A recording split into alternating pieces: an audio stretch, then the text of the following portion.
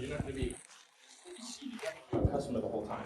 I just, when I need to engage a customer, this is when I'm just gonna be using you specifically.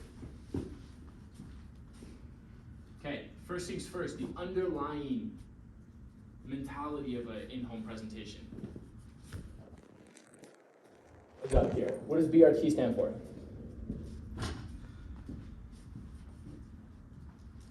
Building relationships and trust. Building a relationship of trust. What does that mean? Why is that important? Why is it important for me to get a customer's trust before they put a signature on a contract? Because they gotta put a signature on the contract. They put a signature on a contract. Yeah. They need to trust me in the words that are coming out of my mouth. Yeah. Okay, what percentage of customers do you think read the contract I put in front of them? One. Yeah, probably one out of every 50 accounts will read a contract. That's because I'm able to cultivate trust with them. So I'm focused on building a relationship with this individual while I'm doing my in-home. I want to know about their life. I want them to know a little bit about my life. I want to be able to connect with them on a human-to-human basis. Very important. I want to be a guest at their household. And PST, what does PST stand for? Problem solution. Transition. PSTT. Yeah. PST is problem solution transition. Tie downs is a part of the solution portion. Okay, or we could just use PSTT, which I made up. This is my thing. Okay. What does problem solution transition mean? Figure out the problem, come up with a solution, transition to. Yeah, it's called problem-based selling. I want to solve their problems with my product. That is ultimately my goal of this. So I need to find and pull out problems so that I can solve them for the customer. First things first, value pull and the tie down. All right, so where we start, we give you one piece of automation, one piece of surveillance. So from the automation stuff, Josh, what stands out to you? What do you like? Door lock. Okay, cool. What makes you say that? It just seems like it's the most convenient. I already have one with Google. Yeah, okay, yeah, nice. How do you see yourself using it? Honestly, man, I just hate bringing my keys. I'll leave the house and forget my keys, and then I just won't lock my door for an entire night. Okay. Yeah, so you just want to have the lock in case you forget your keys, right? Yeah. Cool. Super important when I'm doing my tie downs. I'm going to get a good answer out of him. I must get a good answer. What do you like? What stands out to you? He says this. What makes you say that? Oh, my keys. How do you see yourself using it? And I'm going to sit there and I'm going to allow him to expand upon it. I want him to come up with a problem that it's going to solve for him on his own. And then I just simply reiterate the words that he just told to me back to him with a right at the end. Okay. And I change my language to want. First, it's what do you like? My tie down, it's so you just want that for that reason, right? It's like, oh, you just want that for exactly the reason you just told me you wanted it for, right? But I do want it for that reason that I just told you. Crazy, right? This is called mirroring a customer, mirroring their speech. I'm just saying the same words back to them. And because they just said those words, it sounds really good to them. So why is it important that I use want versus like on my tie down? People can like something and not buy it. If they want it, they're gonna get it. Yes. Okay. Say, first of all, is what do you like? I'm not gonna say what do you want, because it's too assumptive at the start. I say, what do you like here? So I like that. Okay, why do you like it? They say, I like it for this reason. Okay, so you just want it for that reason. Now I'm being selective with the words that come out of my mouth to assume ownership of the product with the customer. From the very start of my in-home, I'm closing the customer. Does that make sense? Next up, how about the surveillance? What stands out? What do you like? Doorbell camera. Okay, what makes you say that? Honestly, skip the dishes, guys. Just never ring the door. Buddy, I know, like this is such a real issue. I'm from Alberta, it doesn't really happen out there. Yeah. But like here I've noticed they all do that. Yep, they just sit down, walk away, my food gets cold, so yeah. Yeah, okay, yeah. So you just want the doorbell camera in case somebody like tries to leave your food at the front door, right? Yeah. Okay, cool. Now let me ask you something, are you an online shopper? Yeah, a little bit. Cool. Now I'm gonna add a little bit of extra value and spruce it up a little bit. Yeah, honestly, 95% of the accounts that I do have that same combo, the door lock and the doorbell camera. So-and-so really liked it because they're a big online shopper. This is how you would use it for an online shopper, okay? Somebody comes up to the door, you pull out your phone, you say, hang on, unlock the door. You pop the package in the front, you lock it up after them. You can see them leave the home on the doorbell camera. You don't have to worry about porch pirates coming to steal your package. That'd be pretty sweet too, right? Yeah. Yeah, cool. First step, executed, value pull tie down. Next, security breakdown. Cool, so all of our packages do come with a base of full home security. Have you ever used a security system before? No. No, you've never used like the old landline ones with like a little punch pad on it? No, my parents used to have one like that, but no, I never used one. Cool. So do you know how like the new cellular systems work? Not really, no. No? Okay, so we do the new cellular systems. Reason being, like a lot of the small local companies and the older systems use a landline. The problem with the landline is that it's accessible from the outside. You know that gray plastic box with like the two wires coming down from it? Yeah. Yeah, if you have a pair of bolt cutters, you can disarm the system from the outside. They're not very secure, right? Yeah. Okay, so what we did to solve that, we actually put a SIM card in our panel. It works like your cell phone.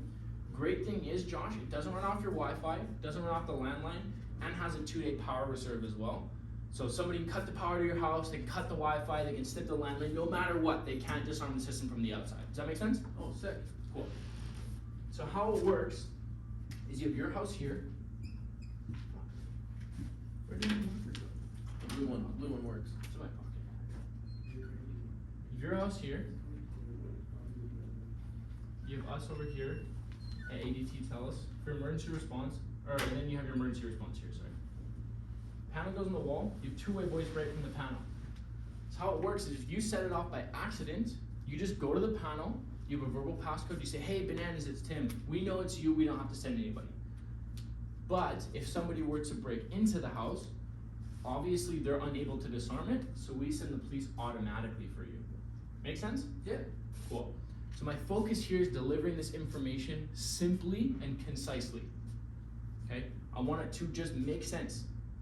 In that, I've pre-handled multiple objections. I've pre-handled small local companies or price competitive companies, because the only companies that are price competitive are small local companies or older landline-based systems. Here for an interview, Ben? Yeah, have a seat, we're right with you.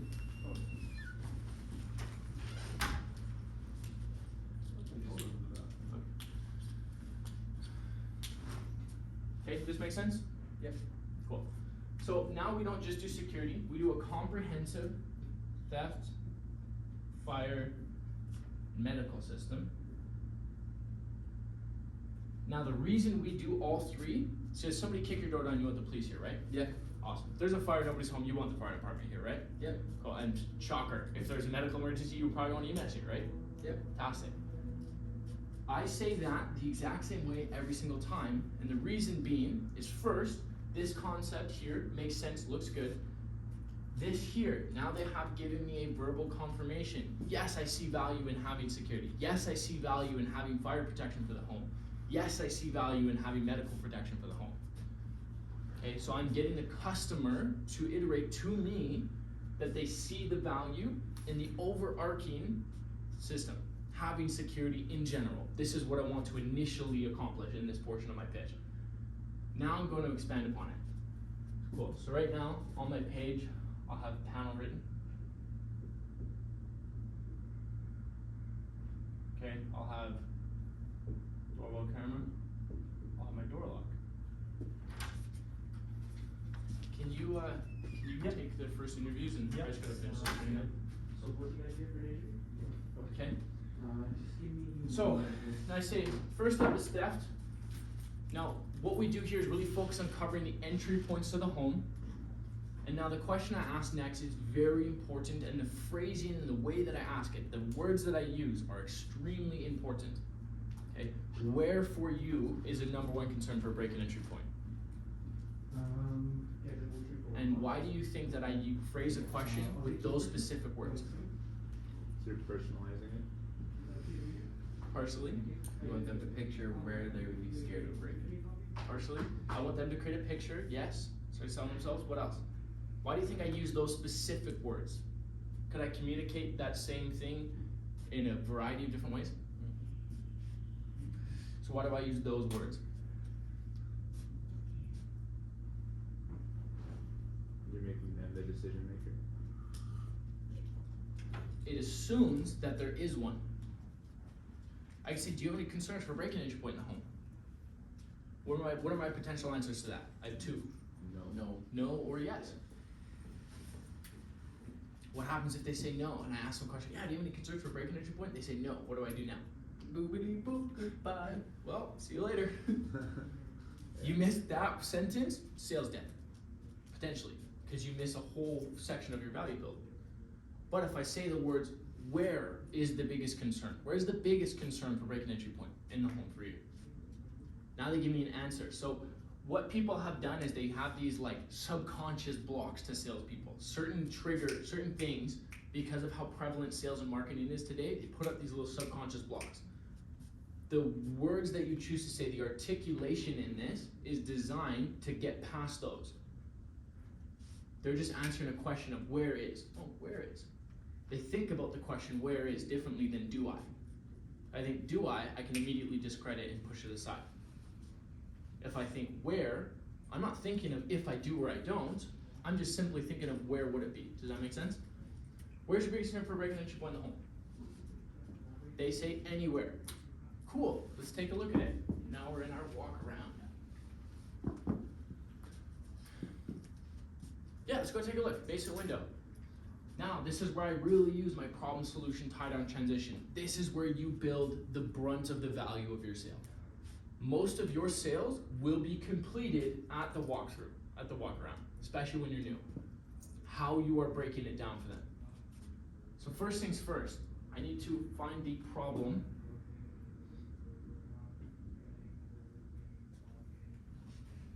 So the problem with this, so where's your biggest concern for break-in entry point? Say basement window. Basement window. Cool, yeah, do you mind if we take a look at that? Yeah, sure. Cool. So now, problem, I need to inflate this and make it big. Absolutely, I can 100% see why that's your problem. And now I use my authority and my experience, me being an expert in the industry. I say, yeah, you're absolutely correct. This is actually the #1 most common break-in entry point in the house. Reason being, burglars look for two things. They look for low visibility, low sound. Problem with these basement windows, again, problem with these basement windows. Problem is, side of the house, or back of house usually, so low visibility, very easy, very quiet. I'm gonna tell them all the reasons why. Yeah, they look for low visibility, low sound. The problem with these basement windows, you see these little tabs on the screen here, and I point them out. Yeah, I want to paint a picture of exactly step by step. Not just, yeah, somebody could break into this with a crowbar. It's, yeah, you see these two little tabs here, you have your window here, right? You have these two little tabs here for the screen. So yeah, you pop something, even like a pen through there, you just pull that out. Okay, this little crossbar right here, you know you have that little plastic lock on the inside, right? The one that flips. Again, like it's awesome, you flip it, like I locked it. Problem is with those locks, they're just made of cheap plastic. So all they really do is they pop a crowbar right here, they crank it once, that little plastic lock pops right off, they can slide it out and they can enter the home. What we'll do to solve that problem is we're gonna put your sensors, and again, using this is their system already. We're gonna put your sensor here on the frame and on the window. That way when somebody pops that lock off, slides it open, it's gonna set it off, we'll send the police for you guys. Make sense? Cool, that would probably make you feel a bit better about this basement window, right? Yeah. Cool. Where's the next concern for you? Back door. Back door. Cool, let's go take a look at that as well. Okay, and this is where you just get creative. Back door, what's the potential on the back door? Potential low visibility, potentially easy to access. What is the back door like, Josh? What kind of back door is this? Just basic, normal size door with paned, fancy window. Fancy window. glass window. Fancy glass window, like stained glass? Yeah. Okay, cool. So go to the back. Oh yeah, 100%. I can see why this is your concern. Right? Problem with these back windows with the pane of glass in the middle, they look amazing. Problem is, I'm sure you can see it makes it a lot easier to get through, right? Yeah. Yeah. Problem is, they just pop an elbow through there or something like that. Very big set. They can reach and unlock it. So we're actually going to cover this one in 2 different ways for you. We're going to put your sensor here on the frame and the door. That way, if somebody were to come and they kick it down, pick the lock to open it, it's going to trip the sensor. The other way we're going to cover it, we have a glass break sensor in the panel. it reads the frequency of breaking glass, so if somebody does come to smash it out, it's gonna set it off for you as well. Make sense? Oh, yeah. That'd probably make you feel a bit better about this back door too, Yeah. right? Cool. Where's the next concern for you? That would probably just be the front door. Cool, let's go take a look at that as well. Yeah, biggest problem with this front doors. Again, just throw something out there. Problem with this is, solution is your stuff that we are giving you. We're going to put your sensor here and here. This is what it's gonna do to solve that Do you problem. want Matt here for your interview? Yeah. Have a just, seat, come have a somebody seat over right here with you. Does this make sense? Yep. Okay. So I do that, so I have 3 sensors. Again, this is the bread and butter. For the video, so you guys will be able to skip to it, I'm gonna give you some common ones that I do. The basement window, that's my favorite one, or the glass pane in the middle of the door. Caleb really likes it. Yeah, problem with these front doors here, right? Feels great to lock a deadbolt, but if you actually take a look here, right, there's only about this much wood actually protecting. It's pretty easy to get through that. They kick it butter. Okay, so what we do, we're gonna put your sensor here and here. This is the reason why, blah, blah. That would probably make you feel a bit better about the front door as well, right? Cool. Does that feel like we have all of your bases covered? That secures the entire household? Yep. Fantastic. Okay, the other one I like to use is the overhead garage sensor. This one's huge, one of my other favorites. Yeah, it's actually the second most common entry point for a house. I'll tell them, I'm like, yeah, reason why is, let me guess, your garage door opener is on the visor in your car, right? Mm-hmm. And they'll be like, yeah, it is. Yeah, so is mine, so is everybody's. Oh, you can buy something on the internet. I think you can probably get them on Amazon. You can copy the code on the garage door opener. You take that, you follow, and you can also check the address in their fucking insurance slip in their car as well. Do you have a car, EJ? Yeah, you had a car before? Where was your insurance slip? Did you have a garage door opener? Yeah. Where was it? My visor. On your visor, as is everybody's. Okay? Super easy to break into a car. Oh yeah, all they need is Slim Jim, like mall parking lot, they check the address on the insurance and then they just copy the code on the garage door. Then they can go to the house and just open it with a button. Super easy to get into. Say, wow, so what we're gonna do, we're gonna put something called a tilt sensor. It goes on the door, it senses the tilt of the garage door opening. That way if it opens when it's not supposed to, it's gonna set the alarm. We'll send the police for you guys. That'll probably make you feel a bit better about the garage door, right? Yeah. Yes, cool. Notice the words that I'm using. Your sensor. It's ownership words as well. When I tie down it, that would probably make you feel better. I'm tying emotion into this. I'm not just selling them on the logic of having their house protected. I'm painting a picture. I'm creating emotion in the customer. Does that make sense? Mm-hmm. Cool, so that's how we covered for theft. That all makes sense? Looks good? Yep. You'll notice I use those words a lot as well. Makes sense, looks good. I'm prepping them for my final close from this portion of my sales process. Yeah, makes sense, looks good? Yep. Cool. Next up is fire. Now, this one's been really big for a lot of the pet owners in the community. I see you have a dog. I'll know their dog's name at this point. We'll say Sparky is the dog. This one's more for Sparky than anyone. Biggest concern for a lot of the neighbors who have pets in the area here is that there's a fire and nobody was home. They don't have a doggy door for their doggy to get out. Do you have a doggy door? No. No. What am I saying with that statement? Your dog's gonna burn. Dog's gonna die. Well, I'm not. I'm indirectly saying that, yeah. Yeah, the neighbors are concerned about it because if there was a fire in nobody's home, their dog couldn't get out. Because they don't have a doggy door, now I just ask one question to create a spike of emotion. Do you have a doggy door? Oh my God, I don't. Oh no, crazy. Well, you know what? How we're gonna solve that for you, we're gonna add an additional smoke sensor in the package tied in with the systems. You have smoke detectors, they're great. They make a loud noise, they say, hey, Josh, you should probably get out of your house, it's on fire, right? The problem is that they don't do anything but to make a loud noise. So we had one tied in with the system, so if there is a fire and nobody's home, we'll send the fire department here and we'll get Sparky out for you. Make sense? Yep. Well, it probably makes you feel a lot better about leaving the dog at home alone, right? Yep. Cool. Next up is medical. I'm just gonna ask point blank. Any medical concerns for the house? No. I figured. Young, good-looking guy like you? No way. Build a little rapport. Maybe a little joke about them being young and healthy, or if they're old. Well, yeah, you got a couple years before that, yeah, right? Oh yeah. Oh yeah. Depends on the old person. It's their whole person. Cool, so how this one works, super simple. If there is any medical concerns for the house, anything happens, it's an allergy, somebody's choking, heart attack, whatever happens, you just press the panic button on the panel, we dispatch EMS automatically, and we have a live EMS agent walk you through step by step what to do till they get here. Make sense? Yep. Cool. So all this here makes sense, looks good? Yep. Cool. No, the biggest reason people are getting these systems is because, Josh, they improve your emergency response time by over 30%. And the reason is they know exactly where they're going. They know why they're going. Is this a break-in? Is it a fire? Is it a medical emergency? And they don't have to deal with like the hysterical person on the phone trying to tell them information. Does that make sense? Mm-hmm. Cool. Like, have you ever called 911 before? Yeah. Yeah, and it takes like surprisingly long to Oh get my anything God. done. Exactly. Right, so what does cover you there? This all makes sense, looks good? Yep. Cool. So what we have so far here, check in, reiterate. What we have for your package, we have your panel with the glass break sensor for this and that. We got the doorbell camera for the front door. For the delivery guys, make sure you don't have cold food. We got the door lock for the front door as well, because you're saying you forget your keys all the time.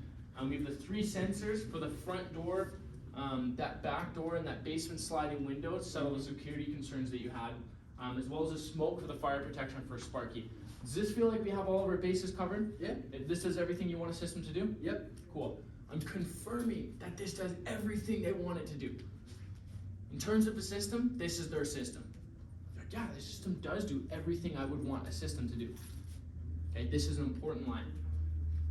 Just to give you an idea, Josh, do you know how much this would cost for you to go buy this stuff? No. It's not cheap. Yeah. Okay.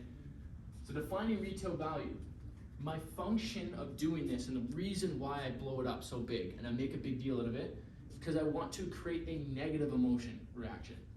Up to this point, I've gotten the customer into a state of high emotion, okay, through painting a picture, through selective phrasing of words, through getting them to sell themselves. And mostly positive. The more positives that you hammer home at somebody, the less reactive they are to them. For example, Drake, if I gave you a Honda Civic right now, how'd you feel? All right. Sweet. Awesome. If I gave you a Honda Civic every week for the next year, would it have the same emotional response? No. No. Okay, what if every week I upgraded the car by $1,000 in value? Would you have any real positive response still at the end of the year? It's just No. expectations already there. Yeah. It's positive. I want to use positive and negatives to create emotional spikes. Okay, so say my first positive gets me to here, and then my second one gets me to here, and then here, and then here, and here, and here. Slows down in size. So I want to build up some negative emotions surrounding the price. Yeah, so these panels here are $6.99. With cell phone built in them, blah blah blah. Doorbell cameras $300. Door locks $400. Sensors $150. Smokes $100.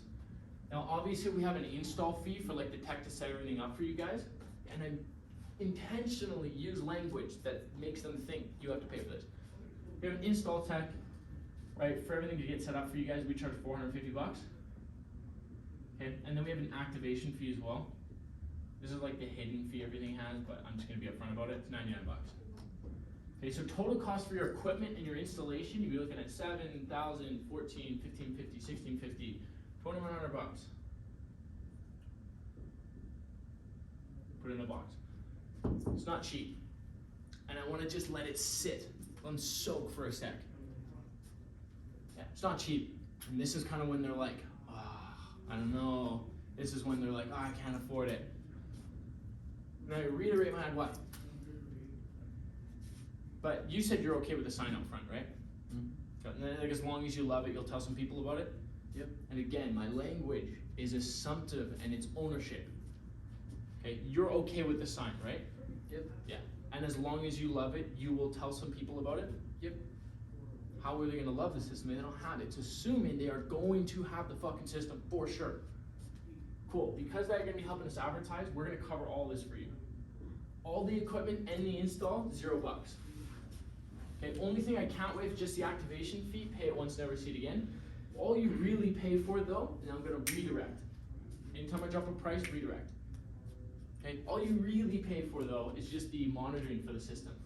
Now, do you know how much a system like this would cost a month usually? No. If you had to guess. $80? $80? Yeah, you're pretty close actually. So, you're probably familiar with Vivint. You seen the orange signs some of the neighbors have? Yeah, a couple of them. Yeah. So they're our biggest competitor. They're the only ones who can compete in terms of product quality, and they actually charge $120 a month for one of these. And again, I'm handling objections while I'm doing this. They're the only ones who can compete in terms of quality, but their price is so high it wouldn't make sense for me to go with them anyways. The Vivint, we're usually a bit cheaper. We come in at about $95 a month for a package like this.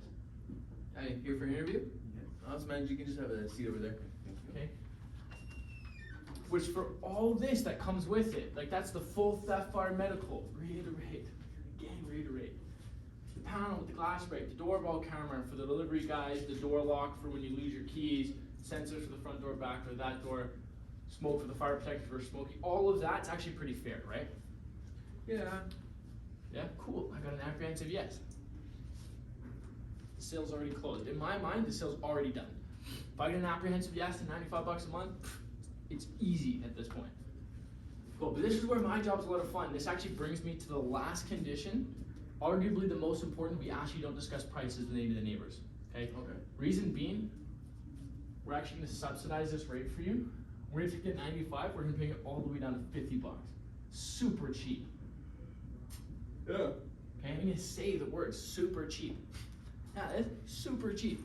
Oh yeah, he's sick. Okay, I have trust with the customers. When I say this is super cheap, he's like, oh fuck, it is super cheap. Okay, and then do you have TELUS? Yeah, I do. What do you have TELUS for? Mobility, just cell phones. Ooh, nice. Nice. So because you have a cell phone with TELUS, we're gonna take another $10 a month off. So your bill is only gonna be $40. Super cheap. I wish I could give myself a deal like this. And then you have, you own a home here, right? Yep. Cool. How much you pay for home insurance? Like 160, 170 a month? It's actually about 150. 150. Very cool. So they probably asked you if you had a security system when you signed up, right? Yeah. Yeah. Do you know why they asked? They said it's something about discounts or something like that. Yeah, exactly. So you'll save on average about 10 to 15 bucks a month on your insurance as well. So I like to under promise, over deliver. Say you only save 10 bucks, you're looking at about 30 bucks a month out of pocket, and that covers everything. Like that's the full theft fire medical, all the equipment, you know, the panel, doorbell camera, this, reiterate. If you think that you're reiterating something to a customer too much, keep doing it more. The amount of reiteration that you think somebody would catch on to versus what they actually catch on to is a massive gap. Like trust me, there is no harm in reiterating something to somebody. And even if they know what you're doing, this is the beautiful thing about the process and the way that we sell. This is sales designed to market to the subconscious mind of the customer. Even if they are consciously aware of everything that you're doing, it still works. You could know that I'm doing all of this, and it'll still work. It's craziness. So keep reiterating it. 30 bucks out of pocket. It's crazy, no brainer. Now I'm gonna use the word no brainer. Super cheap, no brainer. Yeah, all that for 30 bucks, it's a no brainer. Okay, now I'm gonna do my final value poll. Oh no, now I'm gonna do my price and contract job, okay? Yeah, and then most people ask me here though, like how long is that price good for? Yeah. And they say yes, and now again, I'm creating a negative emotional spike. Anytime you create a negative emotional spike, the positive spike, it's a slingshot effect. Okay? Most people ask me, how long is your price good for? And they'll be like, yeah. Now like I got you. Yeah. Like how long is this gonna last? Yeah, like I'm like, yeah, you know when you get internet, you get like 6 months at a good deal and then they like triple it on you, they're like, oh yeah, like you greasy salesman trying to sell me shit. I got you. Like, yeah, this isn't that. And then it gives them pause, like, oh what? Yeah, the best part about this is I'm gonna guarantee this rate for you for the next 60 months. We just actually keep the system that long, keep the sign out, but don't worry, if you move, we'll move for free with you anywhere in North America. Are you planning on moving anytime soon? No. No? Cool. Again, drop, redirect. Yeah, you plan on moving anytime soon? No? Fantastic. So I know I talk a lot because I'm a door-to-door guy, it's kind of what we do, and they're like, oh yeah, you're a door-to-door guy. But out of everything we've gone through so far, like the full theft, fire, medical, the emergency response stuff, right? We got the doorbell camera for the food delivery guys, the Amazon packs, the door lock when you forget your keys, sensors for the front door, the back door, and the basement sliding window, the smoke for fire protection for Sparky. Out of all of this, what do you like best about the system? What's your favorite part? Oh, price, not gonna lie. Hey, man, I get that all the time. But like, say like out of the emergency response stuff, what do you like best here? Oh, definitely fire. Okay, what makes you say that? Well, I leave the dog home all day while I'm at work, so. Okay, so you're just really concerned about the dog at home and you just really want to have that settled. Yeah. Hey, that's what I love to hear, my man. All this makes sense, looks good. Yeah. Okay, I've used all this, yeah, makes sense, looks good, a million fucking times in my presentation at this point. Yeah, makes sense, looks good, yes. Makes sense, looks good, yes. Makes sense, looks good, yes. Makes sense, looks good, yes. Makes sense, looks good, yes. Now, at the end, all this makes sense, looks good, yes. Okay, I'm gearing an easy yes throughout my entire presentation. Makes sense, looks good? Yep. Cool. And when I do that, I wave my hand over what? Equipment and price. The package, the price, the contract, the activation fee, everything. All this makes sense, looks good? Yep. Yes, perfect. So as long as all this makes sense, next step here is super simple. I'm just gonna grab some basic information, submit it to my head office, make sure you pay your bills, lights are on, should be good to go there, and then we just pick a time for you. All I need to start is a legal first name. How do I spell that? Joshua. Cool. Now it's head down, pen to paper, close. Who is doing a pen to paper close when they go for their kill? Who's not breaking eye contact off that piece of paper?